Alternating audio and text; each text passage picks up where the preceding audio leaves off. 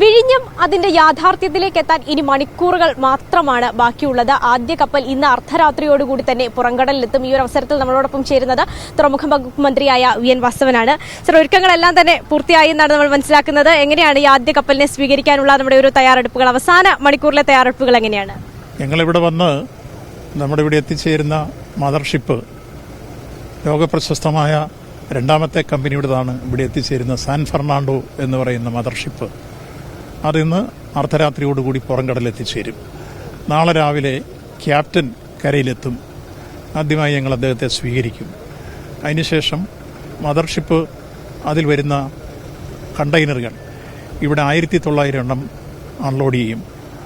ആ പ്രക്രിയയും അതിൻ്റെ ട്രയൽ റണ്ണും അതിനെ സ്വീകരിക്കുന്ന ചടങ്ങും 10-ാം തീയതി രാവിലെ ബഹുമാനപ്പെട്ട മുഖ്യമന്ത്രി ഉദ്ഘാടനം ചെയ്യും. ഇപ്പോൾ അതിൻ്റെ പ്രവർത്തനങ്ങൾ എത്രത്തോളമായി എന്ന് പരിശോധിക്കാനാണ് ഞങ്ങളിവിടെ വന്നത്.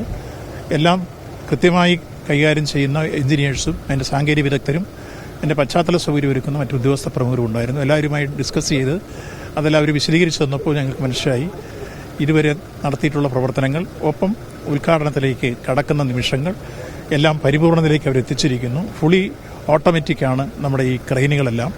ചൈനയിൽ വന്ന 31 ക്രെയിനുകളാണ് ഇവിടെ ഇപ്പോൾ സ്ഥാപിച്ചു കഴിഞ്ഞിട്ടുള്ളത്. അത് ഉപയോഗിച്ചാണ് ഇപ്പോൾ ആദ്യത്തെ മദർഷിപ്പിൽ നിന്ന് അൺലോഡ് ചെയ്യുന്നത്. ഇത് ട്രാൻസ്ഷിപ്മെന്റ് തുറമുഖമായതുകൊണ്ട് ഇവിടുന്ന് മറ്റ് തുറമുഖങ്ങളിലേക്ക് കപ്പലിൽ കയറ്റി അയക്കുകയാണ് ഈ കണ്ടെയ്നറുകളെല്ലാം. അതിനുള്ള എല്ലാ ഒരുക്കങ്ങളും പൂർത്തീകരിച്ചിരിക്കുന്നു. ഒപ്പം ഈ തുറമുഖത്തിനുള്ളൊരു സവിശേഷത, നമുക്ക് 20 മീറ്റർ അധികം ആഴമുണ്ട്, പാറയാണ് അടിയിൽ. അതുകൊണ്ട് തന്നെ ഡ്രഡ്ജിങ് വേണ്ടി വരുന്നില്ല. പ്രകൃതിദത്തമായ ഒരു സൗന്ദര്യവും ഈ തുറമുഖത്തിനുണ്ട്. അത് ലോകത്തെവിടെയും ഇല്ലാത്ത ഒരു സവിശേഷതയാണ് ഈ തുറമുഖത്തിന്. അതുകൊണ്ട് തന്നെ വിഴിഞ്ഞം അന്താരാഷ്ട്ര തുറമുഖം ലോകമുറ്റു നോക്കുന്ന ഒരു തുറമുഖമായി മാറിയിരിക്കുന്നു എന്ന സന്തോഷ വാർത്തയും അഭിമാന മുഹൂർത്തവും അതോടൊപ്പം തന്നെ നമ്മുടെ ആവേശകരമായ ഒരു സ്ഥിതിയും പൊതുവിൽ എല്ലാവരുമായി ഷെയർ ചെയ്യുകയാണ്. അതുകൊണ്ട് ഈ തുറമുഖത്തെ ഉറ്റുനോക്കുന്ന നാടെമ്പാടുമുള്ള ജനങ്ങളോട് നമുക്ക് കേരളത്തിൻ്റെ അഭിമാനകരമായ ഈ നേട്ടം ലോകത്തിൻ്റെ മുമ്പിൽ പറയാൻ കഴിയുന്ന ഈ നിമിഷങ്ങളെ സംബന്ധിച്ച് നമ്മളെല്ലാം ധന്യമായൊരു നിമിഷമൊന്ന് കണക്കാക്കി അത് വിശദീകരിച്ചു കൊണ്ടിരിക്കുകയാണ്. ഈ ഒരുപാട് പ്രത്യേകതകളുള്ള ഒരു തുറമുഖമാണെന്ന് താങ്കൾ തന്നെ പറഞ്ഞു. അപ്പോൾ ഒരു എണ്ണപ്പെട്ട തുറമുഖങ്ങൾ, ലോകത്തെ തന്നെ എണ്ണപ്പെട്ട തുറമുഖങ്ങളിലൊന്നായി ഈ വിഴിഞ്ഞം മാറുമെന്ന കാര്യത്തിൽ യാതൊരു സംശയവും നമുക്കില്ല. സംശയമില്ലെന്ന് മാത്രമല്ല, ലോകത്തെ തുറമുഖങ്ങളിൽ ഞാൻ ഇപ്പം മനസ്സിലാക്കി കൊടുത്തുള്ള റാങ്കിങ് എടുത്താൽ ഒരു 6 തുറമുഖങ്ങളിൽ ഒന്നായി വിഴിഞ്ഞം മാറുമെന്നാണ്. അപ്പോൾ ലോകത്തെ എണ്ണപ്പെട്ട തുറമുഖങ്ങളിൽ ഒന്നാകുമ്പോൾ നിരവധി ലോകരാജ്യങ്ങൾക്ക് ഈ തുറമുഖത്തെ അഭയം പ്രാപിക്കേണ്ടി വരും, അവരുടെ പല രൂപത്തിലുള്ള ചരക്കുകളുമായിട്ട്.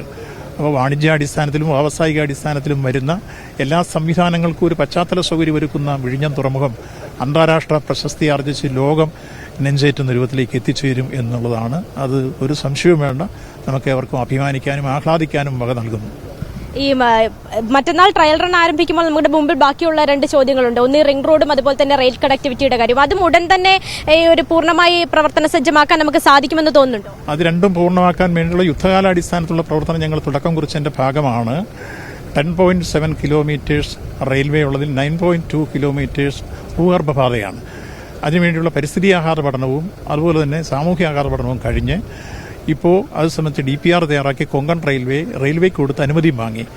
അതിൻ്റെ സ്ഥലമെടുപ്പ് ആരംഭിച്ചു. 5 ഹെക്ടർ ഭൂമി വേണം, സ്ഥലമെടുപ്പ് ആരംഭിച്ചു. അത് വളരെ പെട്ടെന്ന് നടക്കും. അതുപോലെ തന്നെ ഔട്ടർ റിംഗ് റോഡിൻ്റെ പ്രവർത്തനത്തിനായി ഹൈവേയുമായി ബന്ധപ്പെട്ടുള്ള പ്രവർത്തനങ്ങൾക്കും തുടക്കം കുറിച്ചിട്ടുണ്ട്.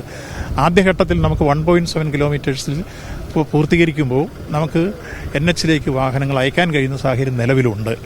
അതും നമുക്ക് ചരക്ക് ഗതാഗതത്തിൽ കരമാർഗം 16% വരുന്നുള്ളൂ, ബാക്കി മുഴുവൻ ജലമാർഗം തന്നെയാണ്. അതാണ് ഞാൻ ആദ്യം സൂചിപ്പിച്ച ട്രാൻസ്ഷിപ്മെന്റ് തുറമുഖമാണ് എന്ന കാര്യം സൂചിപ്പിച്ചത്.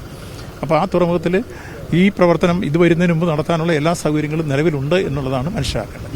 ഈ ഷെൻഹുവ 15 ഈ കാണുന്ന ഷിഫ്റ്റ് ഷെയർ ക്രെയിനുമായിട്ട് ഇവിടെ വന്ന ദിവസം നമ്മൾ കണ്ടതാണ്. വളരെ വലിയ ആവേശമായിരുന്നു എല്ലാവർക്കും ഉണ്ടായിരുന്നത്. അപ്പോൾ അതിന് സമാനമായ രീതിയിലുള്ള ഒരു ആഘോഷവും ആവേശവും ഒക്കെ ഇത്തവണ നമുക്ക് കാണാൻ പറ്റും. നിശ്ചയമായും ജനങ്ങളെ സംബന്ധിച്ചോളം നല്ല വികസനങ്ങൾ വരുമ്പോൾ ജനങ്ങൾ ആഹ്ലാദത്തിമുറപ്പോടെ ആരവങ്ങളോടെ ആ വികസന യാഥാർത്ഥ്യങ്ങളെ അംഗീകരിക്കും. അങ്ങനെ ഒരു സംസ്കാര സമ്പന്നമായ സമൂഹമാണ് ഈ കേരളത്തിലുള്ളത്. അതുകൊണ്ട് ഈ ട്രയൽ റണ്ണിനെയും കേരളം ആ രൂപത്തിൽ നെഞ്ചേറ്റുന്നു, അഭിമാനത്തോടെ ആഹ്ലാദത്തോടെ ആവേശത്തോടെ എന്നതാണ് പറയുന്നത്. Thank you sir. ഈ സാൻ ഫെർണാണ്ടോയെ സ്വീകരിക്കാനുള്ള എല്ലാ ഒരുക്കങ്ങളും കഴിഞ്ഞു. അപ്പോൾ ഇന്ന് അർദ്ധരാത്രിയോടുകൂടി തന്നെ ഈ കപ്പൽ പുറംകടലിൽ എത്തുമെന്നാണ് നമ്മൾ മനസ്സിലാക്കുന്നത്. നാളെ രാവിലെയോടുകൂടിയായിരിക്കും ഇവിടെ ഈ ബർത്തിലേക്ക് കപ്പൽ അടുപ്പിക്കുക. അതോടുകൂടി പതിറ്റാണ്ടുകളായി നമ്മളുടെ ഒരു ആഗ്രഹം, നമ്മളുടെ ഒരു സ്വപ്നം, വിഴിഞ്ഞം എന്ന് പറയുന്ന സ്വപ്നം യാഥാർത്ഥ്യമാകുകയാണ്. തീർച്ചയായിട്ടും കേരളത്തെ സംബന്ധിച്ചിടത്തോളം വികസനത്തിന്റെ ഒരു വാതിൽ തന്നെയാണ് ഈ വിഴിഞ്ഞം തുറമുഖത്തിലൂടെ തുറക്കപ്പെടാൻ പോകുന്നത്. അതുമാത്രവുമല്ല, ലോകം തന്നെ കേരളത്തിലേക്ക് വരികയാണ്. കേരളത്തിലെത്തി ലോകം ഇവിടെ വിഴിഞ്ഞത്ത് നങ്കൂരമിടാൻ പോകുന്ന കാഴ്ചകൾ തന്നെയായിരിക്കും ഇനിയുള്ള ദിവസങ്ങളിൽ നമ്മൾ കാണാൻ പോകുന്നത് എന്ന് തന്നെയാണ് ഇപ്പോൾ മന്ത്രിയും വ്യക്തമാക്കിയിരിക്കുന്നത്. ക്യാമറ പേഴ്സൺ സാദിഖ് പാറക്കലിനൊപ്പം സ്വാന്തന സാജു, മീഡിയ 1, തിരുവനന്തപുരം.